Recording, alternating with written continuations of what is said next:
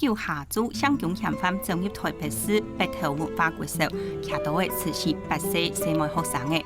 一擺新聞事件造成大家議論，學生嘅韓國家長都有病有受。今本日小學嘅事件鋪只搶到30人嘅小學嘅老家長，韓國3位專家共下來討論有關一擺新聞事件帶出嘅教育、學童安全也都相關議題。觀眾朋友，大家好，我係向日葵，歡迎收看2禮拜嘅小學世界鋪。哇！我錄小學世界鋪錄這麼久，不曾聽過這麼大的聲音。觀眾朋友，當然發現根本窗面都冇空調。我係因為這件事件，本嚟要特別製作2禮拜嘅節目，學校都戴安全帽。對2件事件之後，大家都很害怕，所有人都害怕。問題是除了怕，我們還能做什麼？所以小學事件鋪作為一家媒體，希望邀請各家2位冇空調專業意見嘅來賓嚟教大家，對學校樣板做嘅過渡行行安全。所以提前為大家紹介今日現場嘅特別來賓。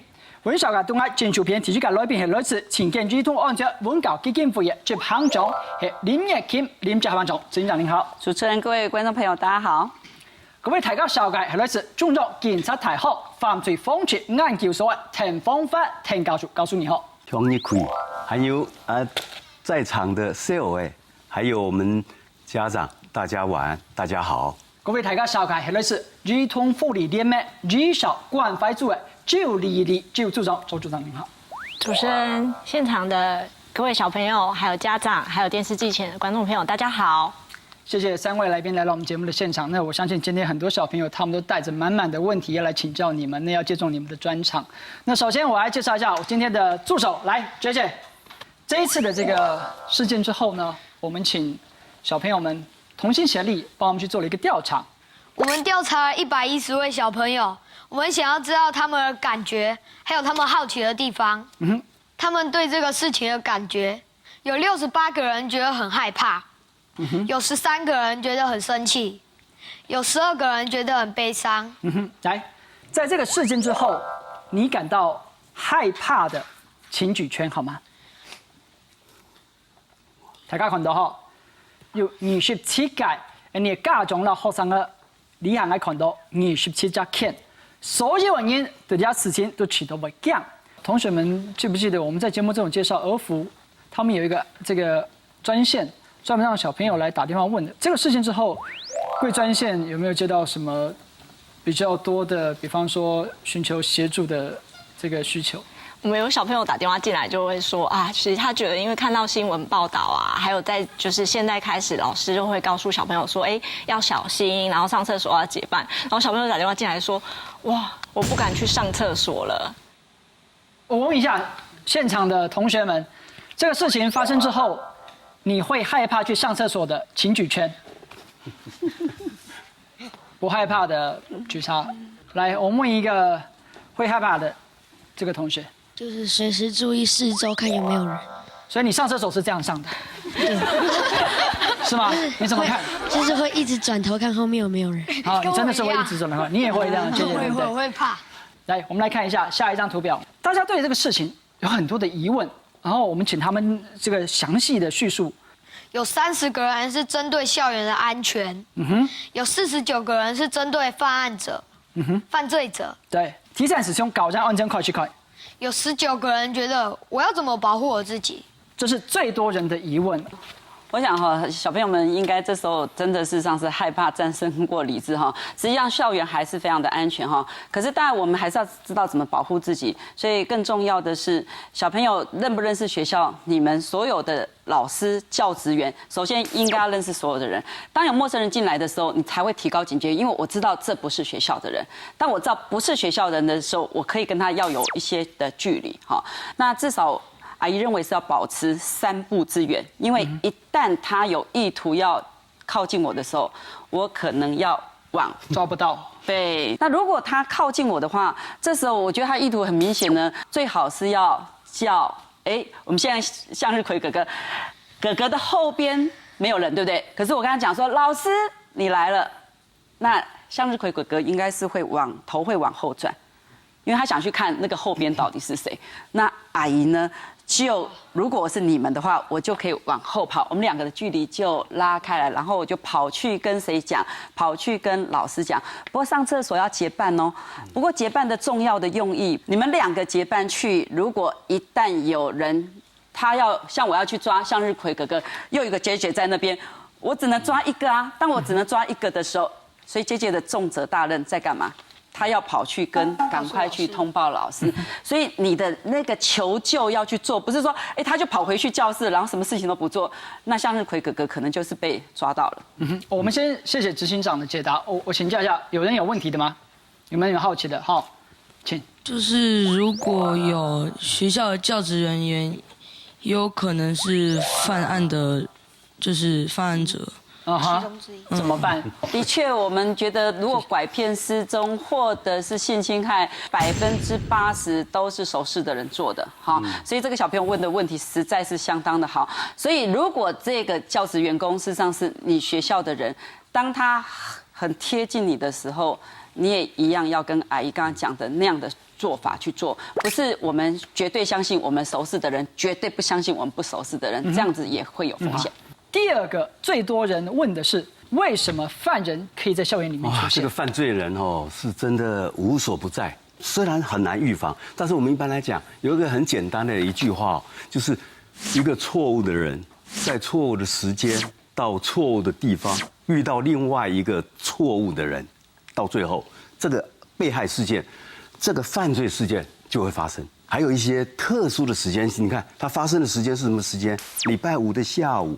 同学几乎都放学回去了，那个很特殊的，还有吃午饭的那段时间，还有上学离开爸爸妈妈到学校那一段时间，这个是最高危险的这种时间所以在这个情况之下，如何去养成一些自保的，我也运用一些就是一般防暴方面的守则就是 SAFE。第一个一定要 secure。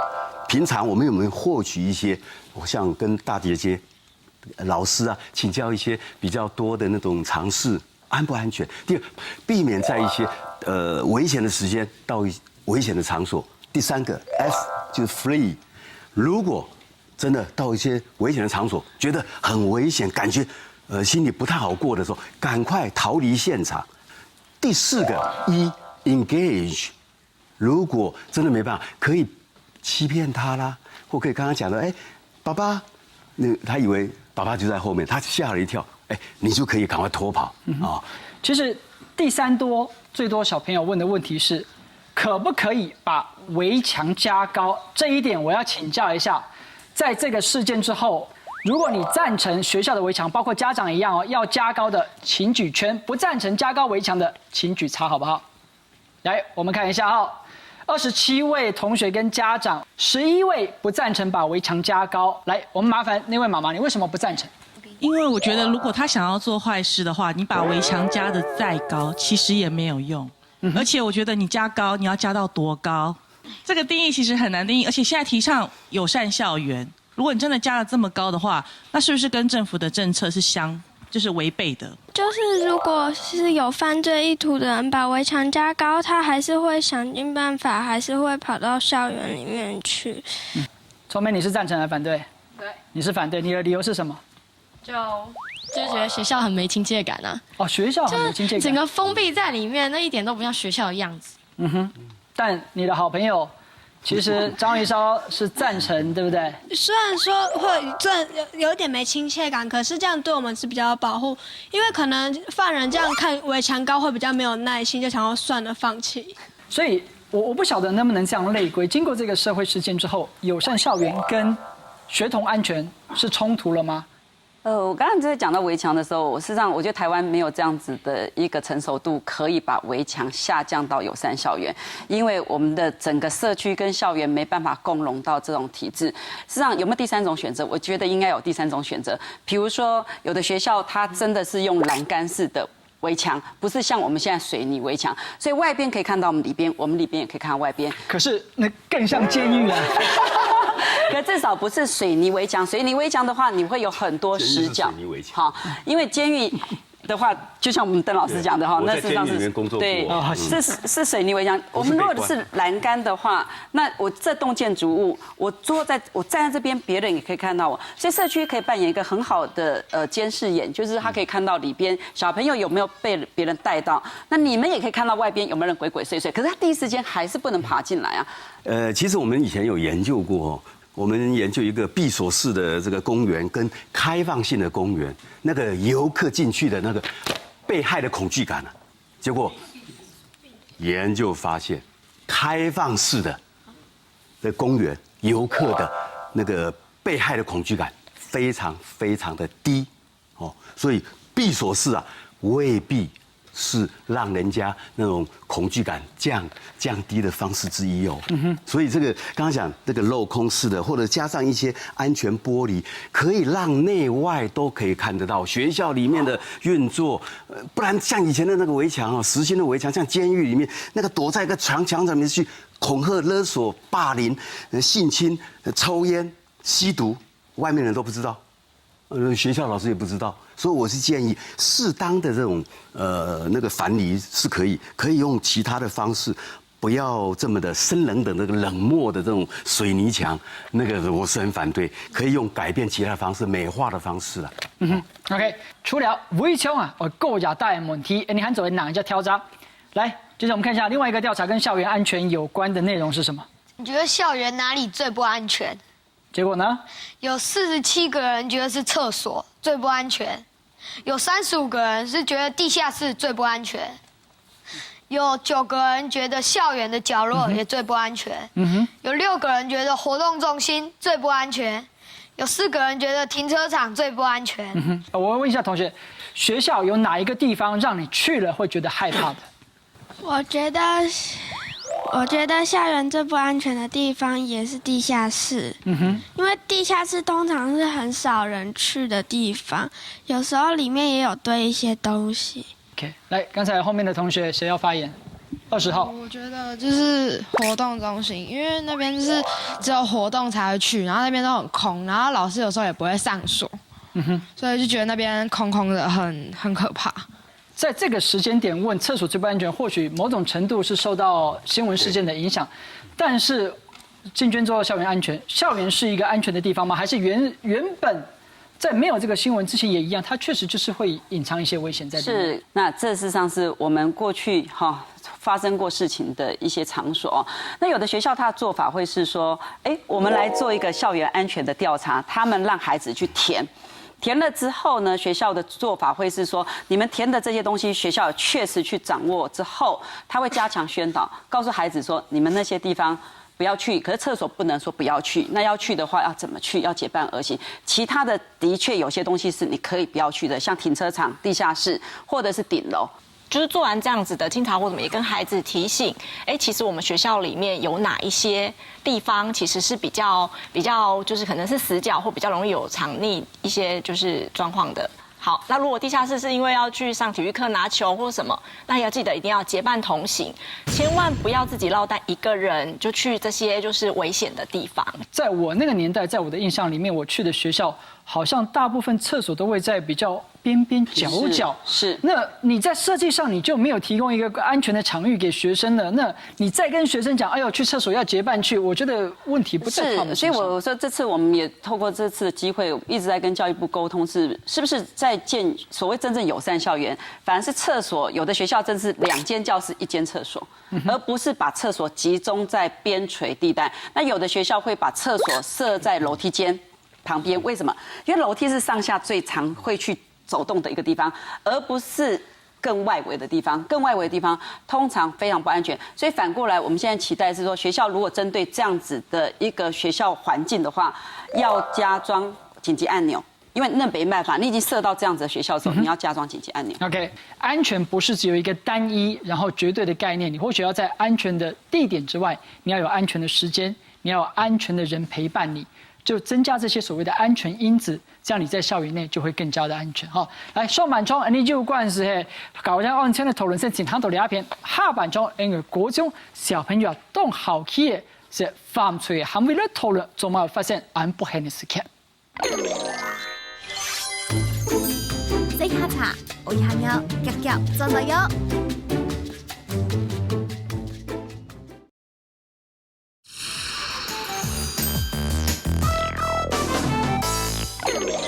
这女童有愧疚吗？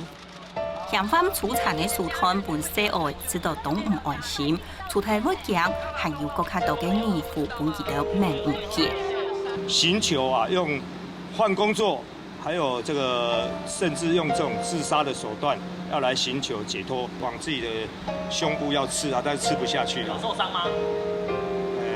没有，没有勇气。學校咁很安全咯，讓咩有人愛刺激，讓咩媒體引報頭咯。一家來聽專家建議，讓你當作的了解新聞事件的全貌，又唔會影響到自家的心情。各位觀眾朋友，進到社會事件部節目嘅現場，上半場我哋為大家來討論校園嘅安全問題。你看到嘅係從兩擺事件當中，受害者兩方面，兩班片面之間變做嫌疑嘅受害者。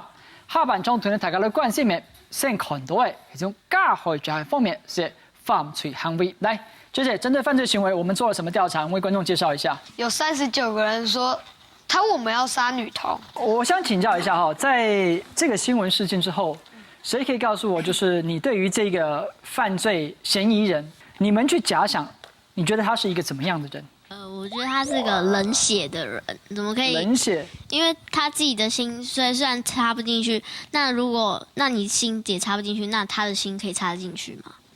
就是你可以去，就是殺別人，但是自己卻下不了手，然後去殺害別人，就是一個惡魔。是一個惡魔。好，剛才講到冷血惡魔哈，來，他還沒犯下這個罪之前，我認為他是一個，蠻文靜的，從他的住家範圍來看，應該是個不會犯下這樣錯誤的人。但是發生後，就是令人非常的驚訝。就是他怎麼會做出這樣的事情？我一方面覺得他是一個很可憐的人，可又他做下這種事情，我會覺得他很過分。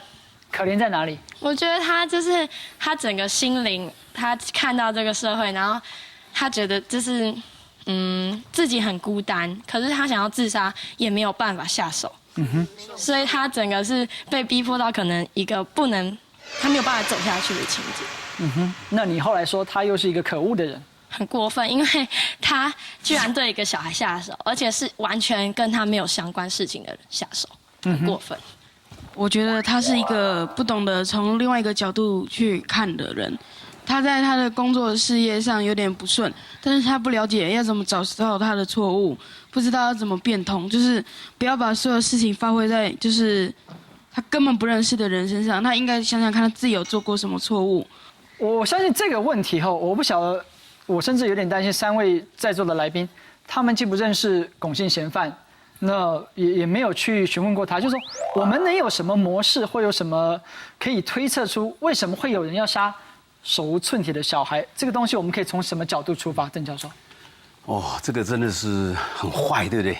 他這一個人的個性啊，怎麼會變成這個樣子？所以從小到大，他的個性是怎麼樣？可能是在成長的環境裡面，爸爸媽媽對他的教育，或者他自己本身一生下來就可能在某一些神經生理有一些問題，然後整個社會上一直在排擠着他，讓他孤立。讓他沒有得到一個很適合的一個人格的一個健全的成長，然後他也不懂得怎麼去愛人家，也不懂得怎麼去被人家愛，接納別人的愛等等。這個冷酷無情的社會啊，往往製造這種人特別多。因為我們透過某一些新聞畫面，我們會聽到一個說辭，就是尤其是受害者家屬聯盟，他們會講說，他們就是把精神錯亂、把被社會冷漠當作是一個借口。那我們為什麼要聽這樣的？因為會感覺到被冷漠的不是只有那樣一個人，並不是每一個那樣的人都會做出這樣的行為。我們要怎麼樣看待這樣的狀況？正好，这次大家会讨论2个好类型，一个叫做反社会人格，一个叫做反社会挫败型。那龚崇安事实上是社会挫败型，在他成长过程当中，他不断的感受到挫折。那另外一个是反社会人格的话，他这成长过程当中，他的良心、道德、良知是没有被发展出来的。可是不会每一个反社会人格的人都会是去犯案，因为这过程当中也有可能家人的爱、朋友的爱、老师的爱，让他的这些可以被发展出来。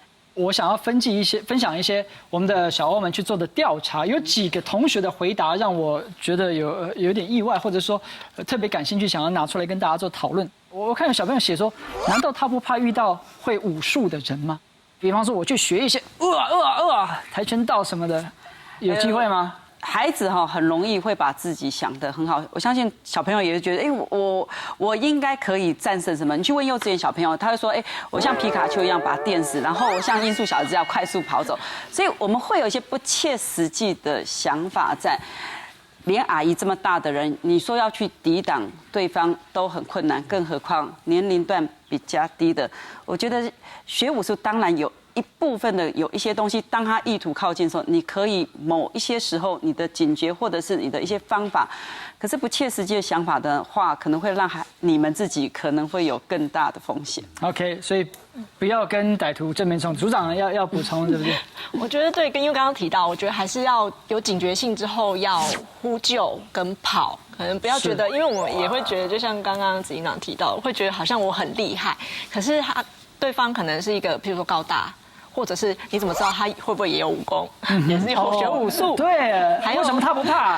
因为他武功比你高强啊，而且他可能是有准备的。对，有一些就是武器，或者是刀之类的。OK， 我们看下一个调查。我们看完前面2个部分，校园安全，我们也看了这个犯罪行为。第3个，某种程度上跟今天我们特别制作这个节目有很大的关系。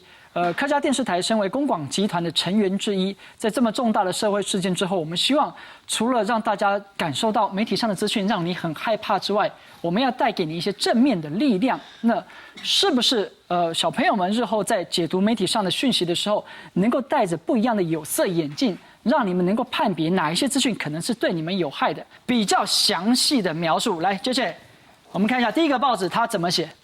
凶嫌冷血割喉，刀法恐怖如 IS。割喉当杀鸡放血，割喉人渣，杀女童视同杀鸡。你们看一下这4个词：割喉、人魔、冷血、杀鸡。这是刚才我们为大家整理出来，在媒体上用到一些比较强烈的字眼。谁可以跟我讲一下，你们看到这样字眼的时候带给你什么感觉？谁可以分享？就是觉得。就是心理上的，就是不舒服，听到那种字眼就觉得。哪一个？还是强烈程度？你帮我们排一下。那你最毛的是谁？是鸡还是魔？最毛的应该就是杀鸡。杀鸡是最毛的，然后呢？然后再就是人魔。人魔。割喉。割喉。冷血。冷血，对。来，有没有其他小朋友要分享？你对这四个词有什么感受？就是会觉得很毛毛的，就感觉他随时会出现在你身边那种感觉。他随时会出现在你身边，是因为他是人魔的关系吗？就是来去无影无踪，就感觉那种感觉。请问，在这个事件之后，你想要看新闻的，不管你是想要看电视、看报纸，多了解这个事件的，请举圈；再也不想看新闻、不想接触到这些资讯的，请举叉。家长也可以一起回答。想要看的举圈，不想看的举叉。我们来看一下这个统计的结果，好不好？差的多一点，总共27个同学，那圈的反而比较少一点。我就是觉得，我就是想看说那个嫌犯最后到底怎么样。是被判死刑还是？所以你现在还在持续追踪，有没有？